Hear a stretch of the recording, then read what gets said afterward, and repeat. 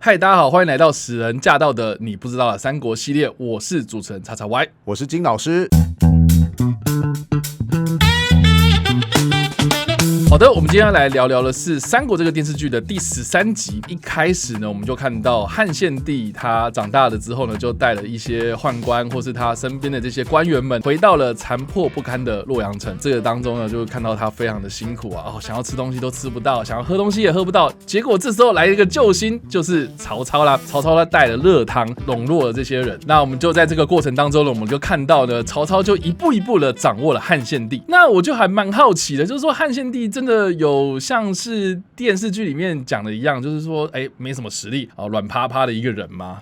其实我觉得这方面的描写还蛮接近历史的。我们现在聊一下汉献帝的出身，他是汉灵帝刘宏的儿子，他的母亲呢，其实不是汉灵帝的皇后。汉献帝的母亲在怀孕的时候就想说啊，惨，皇后非常的妒忌，很怕其他的人也怀上了龙子，威胁到皇后的地位，所以谁只要怀孕，皇后就要对她下毒手。哦，这个怎么感觉是汉朝的《甄嬛传》？对，所以这个汉献帝的母亲也是个狠人，就想说，与其你对我下毒手，好，我自己把胎给打掉，这样子就可以避免这方面的威胁了。于是他就吃了堕胎药之后，没想到胎儿完全打不下来，命这么的硬啊！你可以说汉献帝他是在怀中的时候就已经天生神力。什么堕胎药完全不看在眼里。总之啊，后来汉献帝就出生了嘛，命名叫做刘协。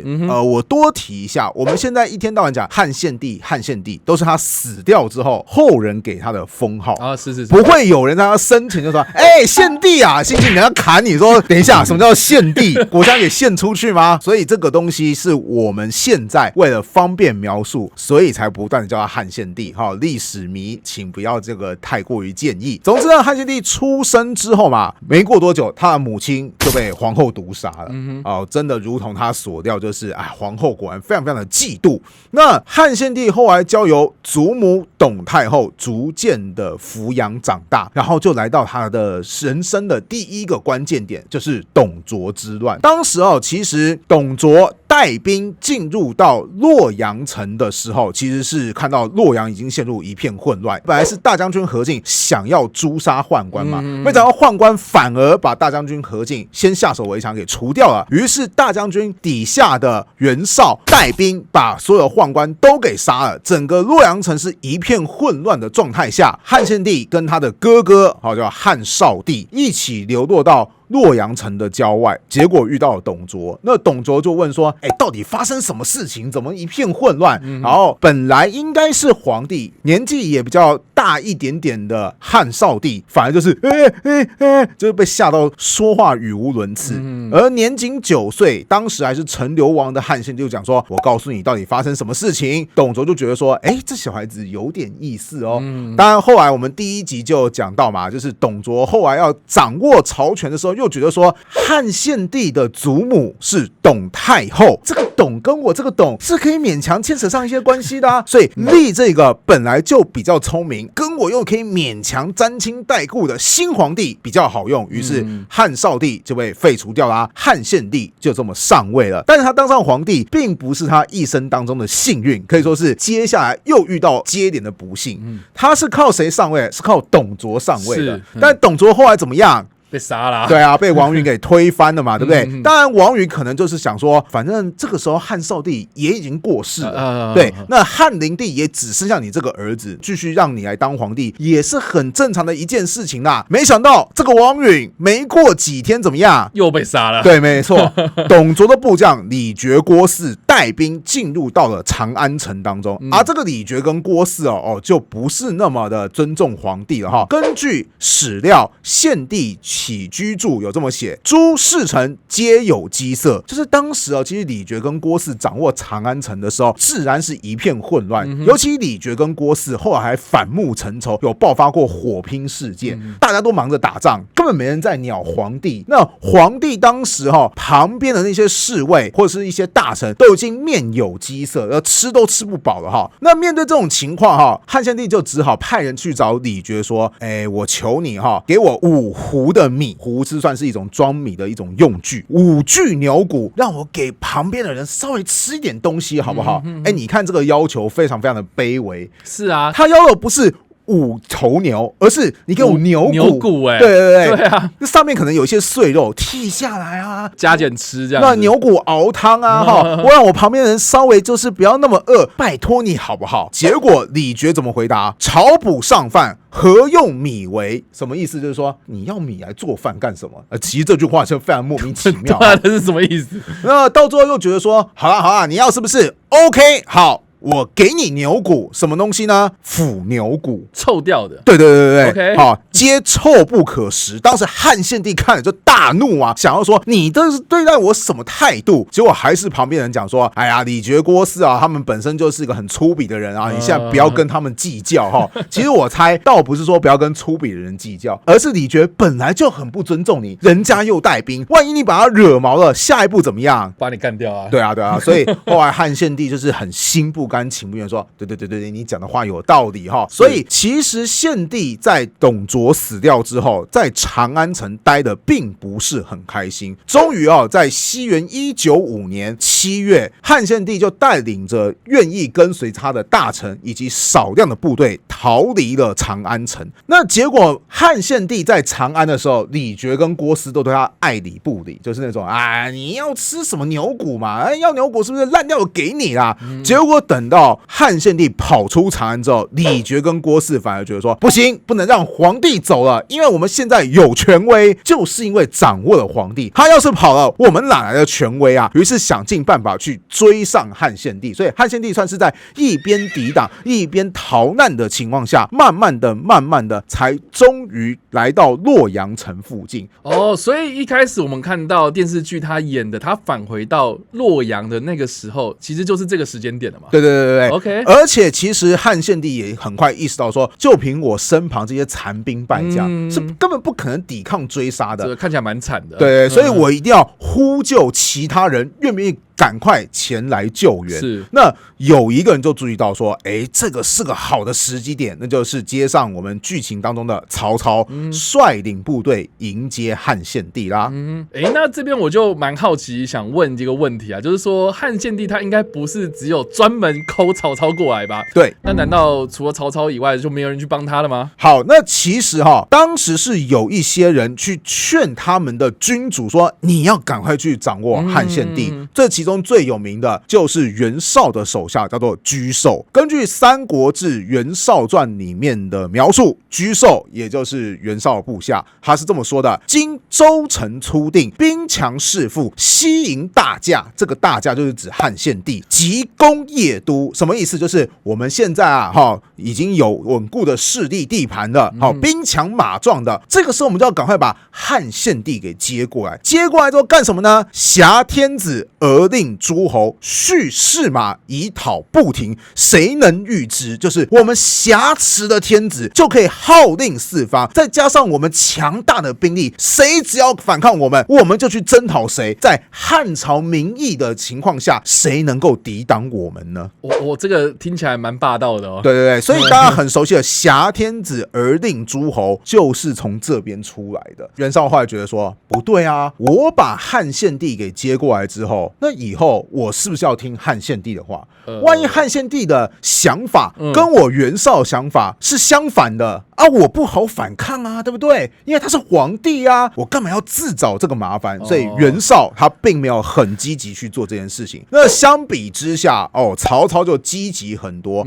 曹操底下其实也有谋臣去建议他去做这件事情。我们来看《三国志》的毛玠传，毛玠就是曹操的一个部下，他是这么说的：夫兵役者胜，守卫以才，以奉天子以令不臣。什么意思？就是说，什么样的兵可以打胜仗？掌握道义的兵，你才容易打胜仗。然后什么样的势力可以维持的比较好？你必须得培植你的国力，也就是守卫以才。那如果我们要达到以上的目标，我们要做什么事情呢？答案就是奉天子以令不臣，就是我们赶快去迎接天子。等到掌握了天子之后，我们是不是就有道义了？因为皇帝在我们手上，这个时候我们就可以去命令那些不臣服的势力，到时候谁能够抵挡我们呢？所以这两者其实你会发现，不管是毛玠还是居寿，他们提出来的方案都非常非常的类似。但是我觉得他们的出发点好像不太一样。怎么说呢？一个是要挟持嘛，对，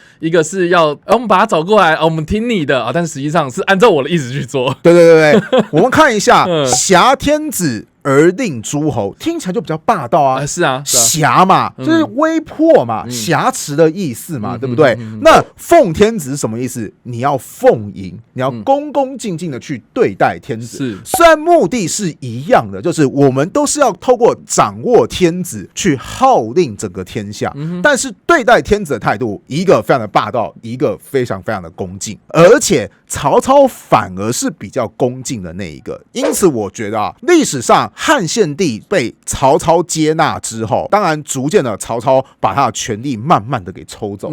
可是如果今天汉献帝是被袁绍给把持住，我觉得他的下场应该可能会更惨。为什么？你看袁绍他当时是连觉得说，我要接纳一个皇帝，万一他的想法跟我不一样，那该怎么办？袁绍是连皇帝跟他想法有一点点冲突，大概都觉得很难忍受的人。那曹操很明显就不是如此啊。那所以历史上确实就是曹操迎接了汉献帝，然后甚至还把他迎接到我们今天的许昌这个地方吗？是的，没有错。OK， 那接下来呢？那曹操又做了什么样的事情呢？那他真的有所谓的奉天子以令不臣吗？其实这个奉天子以令不臣的战略，事后来看真的非常非常好用。OK， 那到底好用在哪边呢？毛玠有说过嘛，你要掌握道义嘛。那所谓的道义，换成今天的白话文，就是你要掌握话语权。OK， 我们来看两个案例。第一个案例就是先主败走归曹公，什么意思？就是刘备后来打败仗去投奔曹操，曹公后代之，以为豫州牧。什么意思？就是曹操就说刘备你来了哈，我一定好好的对待你。怎么好好对待你呢？我封你豫州牧，就是掌握豫州这一整块地方名义上的长官。对，这个是曹操封给刘备的嘛？对，那曹操是按照天子的意思，然后封给刘备的意思吗？没错，就是曹操他会去请示汉献帝说，现在刘备来投奔我们啊，我觉得他是个人才啊，朝廷该好好的重用啊，给他个豫州牧好不好？你觉得汉献帝会说不好吗？你都这样讲，那我当然就给了。没错，所以你有没有看到曹操他因此掌握了任免官员或是追认官员正统性的权利？那我们可以来看看，今天曹操他如果说我任命你去地方当官，这代表是什么？是代表着东汉朝廷的权威去到那个地方去。那同样的道理，曹操也可以告诉一个地方官员说，我决定把你给罢免掉。这个是出自于东汉朝廷，除非那个对象已经表明说东汉算个嘚儿啊，算个屁啊，我不想理你。对，你敢做这种类似于造反这样的行径，不然的话，但凡你承认东汉的权威，你都觉得说，我明明知道这是曹操的意图，可是这偏偏是皇帝追认的话，那没办法，我只好答应了。所以这就叫做掌握话语权。那我就还蛮想问啊，那有没有人就是曹操给你这个地方叫你去当官，那我拒绝的那种案例吗？还真的有，这就要讲到第二则那个案例了哈，就是于是以袁绍为太尉，绍齿班在宫下。这边的宫就是指曹操哈，这是什么意思？就是掌握了皇帝之后，其实曹操他也不是很自私的，就想说，都只封自己人。曹操是很聪明的，他懂得说，我要利用这个话语权舒缓我周遭邻居之间的关系，因为这个时候曹操也不想立刻跟袁绍翻脸嘛，所以他就说，来，我已经请示过天子啊，袁绍，恭喜你可以获得三公当中的太尉这个官职。那当时的曹操则是获得大将军这个头衔，袁绍就很生气，就表示说，我这个太尉的位阶比你大将军低耶，我才不要。这就是我们刚刚讲的绍齿班在宫下，还可以这样选哦。那这个时候怎么办呢？当然你曹操可以说，你不接受，对不对？你是汉朝的叛徒，我要去征讨你，他可以做这种事情吗？名义上感觉可以这样做，对。可是曹操他真的是很聪明，他也知道说，这个时候他当然在道义上掌握对袁绍用兵的机会。可问题是袁绍这时候兵强马壮啊，曹操还有很多事情要去解决啊，所以曹操他非常聪明，表示说，好，如果袁绍不肯接受怎么办？那我们来对调一下吧，你耻于我之下嘛，对不对？来，我们对调。于是史料是这么说的：公乃固辞，以大将军让绍，天子拜公司空，行车骑将军。什么意思？就是说曹操说，好啊，那这样子好了，袁绍你当大将军，我自己也得当官嘛，对不对？天子汉献帝就任命曹操当司空，也是三公之一哦。那军职方面挂的是比大将军还要低一阶的车骑将军。这个时候袁绍怎么反应？满意 ，OK， 大将军很棒，我接受。所以这就符合你刚刚讲的，有没有人拒绝过？有，但是请注意，拒绝，如果你实力太过于弱小，曹操就准备说，太好了，就等你来这一招，大军就压过去。那如果是实力比曹操还要更加的强大呢？曹操就是这个时候就会懂得服软，就说，好，你嫌官不够大是不是？再封一个更大的官，看你接不接受。如果你接受，那就达成笼络或是舒缓的目的。如果你还不接受，你可要注意啦，天子一直赐给你官位啊，你一直不肯接受，你眼里还有没有天子的存在？那就算我这个时候拿你没有办法，因为你兵强马壮嘛，那些效忠汉朝的人又会怎么看袁绍？原本可能大家会觉得说，袁绍你不错啊，结果发现袁绍你好像跟东汉朝廷越来越离心离德，我投奔你袁绍，我是不是等同于被迫我要跟汉朝决裂？那你觉得有些人才难道他愿意冒这样的风险吗？是不是袁绍无形之间他就会失去一些竞争力？这就是我再度强调奉天子掌握话语权的威力。等一下，故事说到这边，我觉得曹操他任免官员这些行为啊，怎么好像跟之前的董卓还蛮像的？的确是啊。那为什么历史的评价对董卓这么差，对曹操好像也没有到那么差劲的地步？因为曹操他是尊重汉献帝的 ，OK， 最起码表面上他要给他天子的礼仪，这是一个很重要的关键点。再来第二个，曹操也很懂得取舍利弊。今天曹操他不是所有的好处他就全拿，我们从刘备跟袁绍的案例就可以看得出来，刘备跟曹操什么关系？非亲非故啊。可是你一来，我知道你是个人才，来封你一个豫州牧。袁绍跟我是隐藏的对手关系，但是我愿意给你大将军。